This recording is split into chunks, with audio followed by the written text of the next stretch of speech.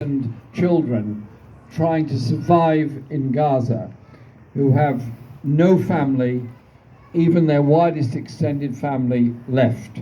They are lonely, orphaned children simply trying to eke out an existence. When a polio epidemic is taking over, death comes from dehydration, from diarrhea, from hunger, and death comes quickly to so many of them.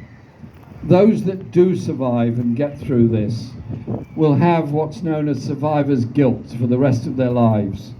Why did they survive when their mum, their dad, their brothers, their sisters, their aunties, uncles, cousins and everybody died because of the Israeli bombardment? That is what is happening in Gaza at the present time. And for all the talk of a ceasefire, every time we seem to be getting somewhere near a ceasefire, something happens and the arms supplies go on and on. And so when President Biden, Prime Minister Starmer, President Macron or anybody else calls for more aid to go into Gaza, I simply put the question back to them. Aid is, yes, being delivered in sometimes into Gaza, but it's being bombed as it's delivered. The aid places are being destroyed by bombardments. Those bombs, where are they coming from? From Britain, from the USA, from France, and from many, many other countries. So it's no good calling for a ceasefire if you're providing the weapons that are destroying the aid that is going in there in the first place.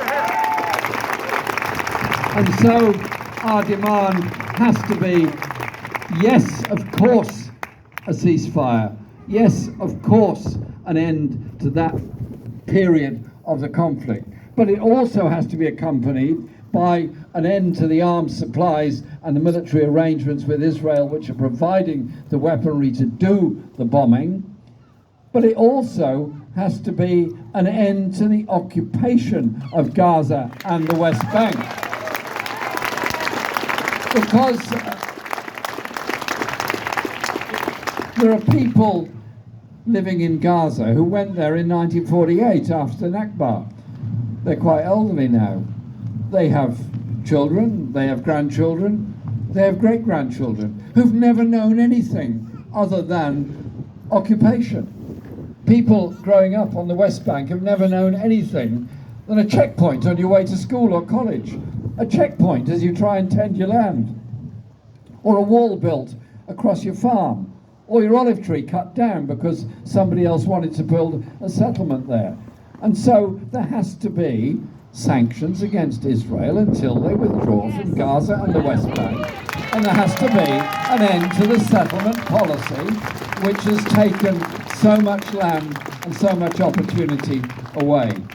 And this global movement for Palestine is enormous. The size of the demonstrations all over the world, the predominance of the Palestinian flag, and it's wonderful to see them here today, all over the world, shows that level of global solidarity. And when people say, well, demonstrations don't matter, they don't achieve anything, I talk to friends in Gaza, I talk to friends in the West Bank, and they tell me, if anything you can do by holding the demonstrations, get the images on our TV screens, brings a ceasefire one day sooner, you've done a great job. Because you give us hope, you give us a sense that we will get through this and somehow or other will survive. The other thing I would just say, because they hardly ever get a mention, is the Palestinian refugees that live in Jordan, in Lebanon, in Syria, that live in every country all over the region. And I've never forgotten being on the no man's land once between Iraq and Syria, where I couldn't work out why these families were sort of stuck between two border posts and couldn't move. So I went there to see them. This was before the war took place in Syria, and asked them who were they, what they were doing, and why couldn't they get anywhere.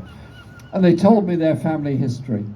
Their family history as Palestinians that lost their homes in what is now Israel in 1948. And they gave me a list of all the countries they'd tried to live in. And they were trying to get into Syria in order to try to get to Canada in this particular case. And we took up their cause and eventually Fortunately, they did manage to get into Syria and did manage to move on with their lives. But it seemed to me those families I was meeting were just a symbol of the plight of Palestinian people, endlessly moving around, trying to find somewhere to survive. So our solidarity has to be with the Palestinian people, and recognise that in our solidarity with the Palestinian people, we are united, we are an anti-racist movement around the world. We're also in solidarity with very brave people, such as my great friend Ofer Kassim, who's a member of the Knesset in Israel, who is threatened with removal from Knesset because he speaks up for the Palestinian people and against the occupation there. And so, to those on the far right who in Britain today are demonstrating outside mosques, I simply say this: the united movement that's grown up in support of the Palestinian people is bigger and better than you are. We're more conscious and more determined and more staying power than any of you. We will not allow the far-right racists to defeat or destroy our society. We will not allow them to attack the Muslim community, or we will allow the far-right to attack a synagogue or a church or anything else, because we want to live in a world of justice and of peace. We want to live in a world free of racism. You don't achieve that world by arming people and going to war. You don't achieve that world by threatening the world's destruction through nuclear weapons. So our movement is very big, very broad, very determined, very educated. And you know what? We will achieve that justice. We will achieve that, but it does mean being very stern with our own governments on their complicity with the arms deals and the arms trade that may be going through Shannon, certainly going through airports in Britain. We have to say we'll have none of it. We want to see peace and justice for the people of Palestine just as much as we want to see a world free of nuclear war and nuclear weapons. Thank you very much for inviting me here today.